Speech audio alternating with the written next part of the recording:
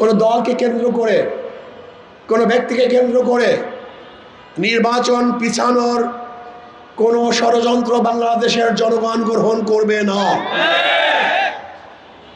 আমরা দেখছি বর্তমান নির্বাচনকে পিছানো ষড়যন্ত্র চলছে, বিভিন্ন রিপোর্টও আসছে।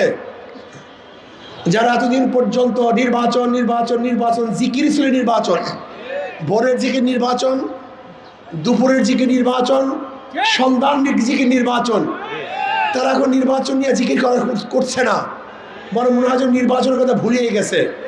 কারণটা কি? হঠাৎ করে নির্বাচনের জিকির বন্ধ কেন? মাঠ পর্যায়ে জরিপ করে দেখছে পায়ের নিচে মাটি খালি হয়ে গেছে। বাংলাদেশের জনগণ কোনো চাঁদাবাজকে আর ভোট দিবে না, কোনো সন্ত্রাসীকে বাংলাদেশের মানুষ ভোট দিতে চায় না। যারা বিদেশে টাকা পাচার করবে এরকম মানুষকে বাংলাদেশের জনগণ আর দেখতে চায় না।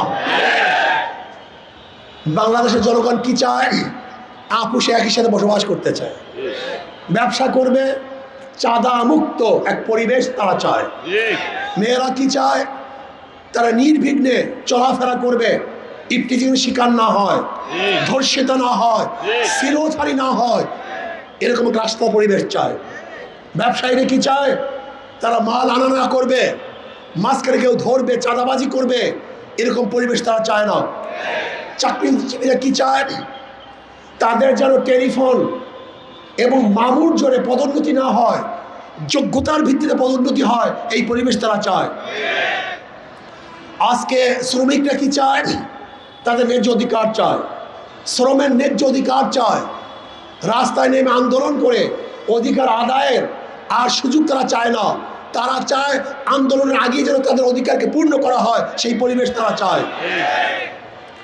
আজকে গরিবরা কি চায়? ক্ষুধার্তহীনরা খানা চায়, বস্ত্রহীনরা বস্ত্র চায়, যারা গৃহহীন তারা ঘর চায়, যারা চিকিৎসার অভাবে ধুকে ধুকে মরছে তারা ভালো চিকিৎসার ব্যবস্থা করতে চায়, যারা শিক্ষিত হতে পারছে না শিক্ষা পরিবেশ চায়। আমরা কি চাই? আমরাও জনগণের খেদমত করতে চাই। জনগণ যেইটা চায় আমরা সেইটা তাদেরকে দিতে চাই।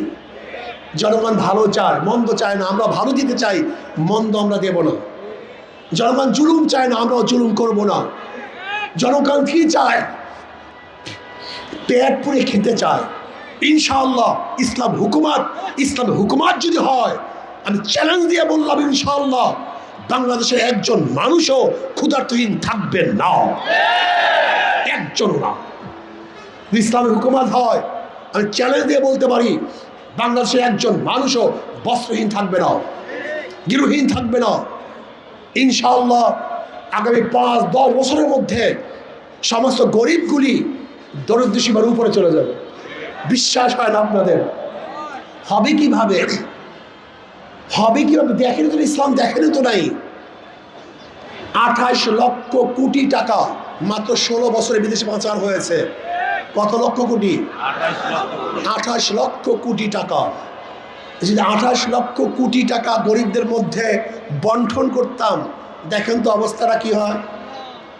গোটা বাংলাদেশের প্রতি বছর বাজেট হয় 7 লক্ষ কোটি, আর পাচার হয়ে গেছে 28 লক্ষ কোটি। যদি 28 লক্ষ কোটি পাচার না হয়ে সবাইকে সুষম বন্টন করতাম, মাত্র 5-10 বছরের মধ্যে বাংলাদেশের প্রত্যেকটা গরিবকে দরিদ্র সীমার উপরে নেওয়া সম্ভব। এটা আশ্চর্যের বিষয় নয়। ওদের সব জায়গায় ধোঁকা। যারা নৌকা নিয়ে নির্বাচন করে নিজের নৌকা চালাতে পারে না, যারা ধানের শীষে নির্বাচন করে নিজেরা ধান কাটতে পারে না, যারা নাঙ্গলি নির্বাচন করে নিজেরা নাঙ্গল বইতে পারে না, কুঠা নিয়ে নির্বাচন করে নিজেরা কাঠ ফাটতে পারে না। নৌকা চালায় গরিবরা, ধান কাটে গরিবরা, নাঙ্গল চালায়, কিন্তু যারা নির্বাচন করে প্রতীক নিয়ে একজনও গরিব না। নৌকা নিয়ে যারা নির্বাচন করে গরিব না, ধানের শীষে নির্বাচন করে গরিব না, নাঙ্গলি নির্বাচন করে গরিব না। অর্থাৎ কাজের সাথে মার্কার মিল নেই। কথা বলে না, মার্কার এসে গরিবদের ধোঁকা দেওয়ার জন্য, কিন্তু হাত পা কামড়াটা প্রতীক। যে নির্বাচন করে সেও ঘুরাতে পারে, যারা সমর্থন করে তারাও চালাতে পারে। হাত পাখা প্রয়োজন বড় লোকদের, হাত পাখা প্রয়োজন গরিবদের, হাত পাখা চালাতে পারে পুরুষরা, হাত পাখা ঘুরাতে পারে মহিলারা, বড়রা ছোটরা।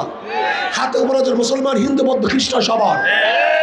কারেন্ট ফেল করে, হাত পাখা ফেল করে না। হাত পাখা সবাইকে শান্তি দেয়। কাউর মার্কা ঘুমের সময় বুকের উপরে থাকে না, একটা মার্কাই ঘুমের সময়ও বুকের উপরে থাকে, কলিজার উপরে থাকে, তার নাম হাত পাখা। এটা সর্বজনীন মার্কা। আমি বিশ্বাস করি যদি হাত পাখা বিজয় হয়, এই জনগণ বিজয় হবে। হাত পাখা বিজয় হয়, এই রাষ্ট্র বিজয় হবে। আগামী নির্বাচন বাংলাদেশের জনগণ দুই ভাগে বিভক্ত হয়ে যাবে। ইসলামের পক্ষে শক্তি, ইসলামের বিপক্ষে শক্তি। ভারতের পক্ষে শক্তি, দেশের পক্ষে শক্তি। আপনারা ইসলামের পক্ষে থাকবেন না বিপক্ষে থাকবেন? ভারতের পক্ষে থাকবেন না দেশের পক্ষে থাকবেন? যদি দেশের পক্ষে, ইসলামের পক্ষে থাকতে চান, শান্তির পক্ষে থাকতে চান, মুক্তির পথে থাকতে চান, তাহলে নির্বাচনী নারায়ণগঞ্জ 4 আসন থেকে আমাদের মুফতি হাবিবুল্লাহ সিরাজি সাহেব, ইসমাইল সিরাজি সাহেব ইনশাআল্লাহ শুধু দোয়া নয়, সমর্থন নয়, কর্মী হিসেবে কাজ করবে। ইনশাআল্লাহ রাজি আছেন? ইনশাআল্লাহ। নয় সমাপ্ত কর্মমোদের অবকাশ কোথায় বিশ্রামের। আমাদের নারায়ণগঞ্জ সদর থেকে নারায়ণগঞ্জ 5 মাওলানা মুফতি মাসুম বিল্লাহ সাহেব, ইনশাআল্লাহ মাসুম বিল্লাহ সাহেব যদি নির্বাচিত হন, এই সদরের মানুষ আশা করি সেটা শান্তিতে থাকতে পারবে। আর সবচেয়ে বড় কথা হলো এই, একজন এমপি ক্যান্ডিডেটের দায়িত্ব শুধু রাস্তা উন্নয়ন নয়। একজন এমপি ক্যান্ডিডেটের মূল দায়িত্ব হলো আগামী রাষ্ট্র কোন নীতি ও কোন আদর্শে চলবে, কোন আইনে চলবে, সেইটা নির্ধারণ করাই একজন এমপির মূল দায়িত্ব। ইসলামের পক্ষের এমপিরা যদি নির্বাচিত হয়, তাহলে ইসলামের পক্ষেই কাজ করবে, দেশের পক্ষেই, দেশের স্বার্থেই কাজ করবে। আসুন আগামী নির্বাচন ইনশাআল্লাহ সম্মিলিতভাবে হাত পাখার পক্ষে তথা 8 দল যেখানে যাকে প্রার্থী দিবে আমরা তার পক্ষে কাজ করব।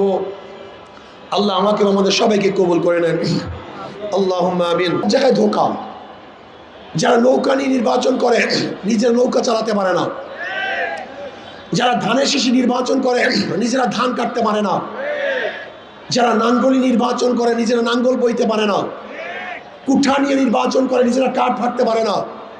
নৌকা চালায় গরিবরা, ধান কাটে গরিবরা, নাঙ্গল চালায়, কিন্তু যারা নির্বাচন করে প্রতীক নিয়ে একজনও গরিব না।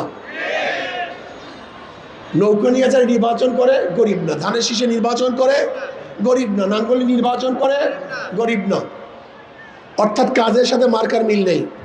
কথা বলেন না, মার্কার এসে গরিবদের ধোঁকা দেওয়ার জন্য। কিন্তু হাত পাখা আমরা একটা প্রতীক, যে নির্বাচন করে সেও ঘুরাতে পারে, যারা সমর্থন করে তারাও চালাতে পারে। হাত পাখা প্রয়োজন বড় লোকদের, হাত পাখা প্রয়োজন গরিবদের, হাত পাখা চালাতে পারে পুরুষরা, হাত পাখা ঘুরাতে পারে মহিলারা, বড়রা ছোটরা। হাত পাখা প্রয়োজন মুসলমান, হিন্দু, বৌদ্ধ, খ্রিস্টান সবার। কারেন্ট ফেল করে, হাত পাখা ফেল করে না।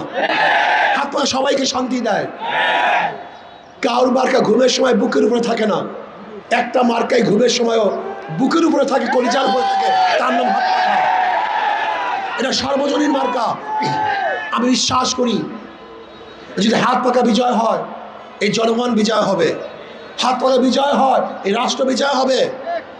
আগামী নির্বাচন বাংলাদেশের জনগণ দুই ভাগে বিভক্ত হয়ে যাবে। ইসলামের পক্ষে শক্তি, ইসলামের বিপক্ষে শক্তি। ভারতের পক্ষে শক্তি, দেশের পক্ষে শক্তি। আপনারা ইসলামের পক্ষে থাকবেন না বিপক্ষে থাকবেন? ভারতের পক্ষে থাকবেন না দেশের পক্ষে থাকবেন? যদি দেশের পক্ষে, ইসলামের পক্ষে থাকতে চান, শান্তির পক্ষে থাকতে চান, মুক্তির পথে থাকতে চান, তাহলে নির্বাচনী নারায়ণগঞ্জ 4 আসন থেকে আমাদের মুফতি হাবিবুল্লাহ সিরাজি সাহেব, ইসমাইল সিরাজি সাহেব ইনশাআল্লাহ শুধু দোয়া নয়, সমর্থন নয়, কর্মী হিসেবে কাজ করবে। ইনশাআল্লাহ রাজি আছেন? ইনশাআল্লাহ। নয় সমাপ্ত কর্মমোদের অবকাশ কোথায় বিশ্রামের। আমাদের নারায়ণগঞ্জ সদর থেকে নারায়ণগঞ্জ 5 মাওলানা মুফতি মাসুম বিল্লাহ সাহেব ইনশাআল্লাহ মাসুম বিল্লাহ সাহেব যদি নির্বাচিত হন, এই সদরের মানুষ আশা করি সেটা শান্তিতে থাকতে পারবে। আর সবচেয়ে বড় কথা হলো এই, একজন এমপি ক্যান্ডিডেটের দায়িত্ব শুধু রাস্তা উন্নয়ন নয়, একজন এমপি ক্যান্ডিডেটের মূল দায়িত্ব হলো আগামী রাষ্ট্র কোন নীতি ও কোন আদর্শে চলবে, কোন আইনে চলবে, সেইটা নির্ধারণ করাই একজন এমপির মূল দায়িত্ব। ইসলামের পক্ষের এমপিরা যদি নির্বাচিত হয় তাহলে ইসলামের পক্ষেই কাজ করবে, দেশের পক্ষেই, দেশের স্বার্থেই কাজ করবে। আসুন আগামী নির্বাচন ইনশাআল্লাহ সম্মিলিতভাবে হাত পাকার পক্ষে তথা ৮ দল যেখানে যাকে প্রার্থী দিবে আমরা তার পক্ষে কাজ করব। আল্লাহ আমাকে আমাদের সবাইকে কবুল করে নেন। আল্লাহুম্মা আমিন।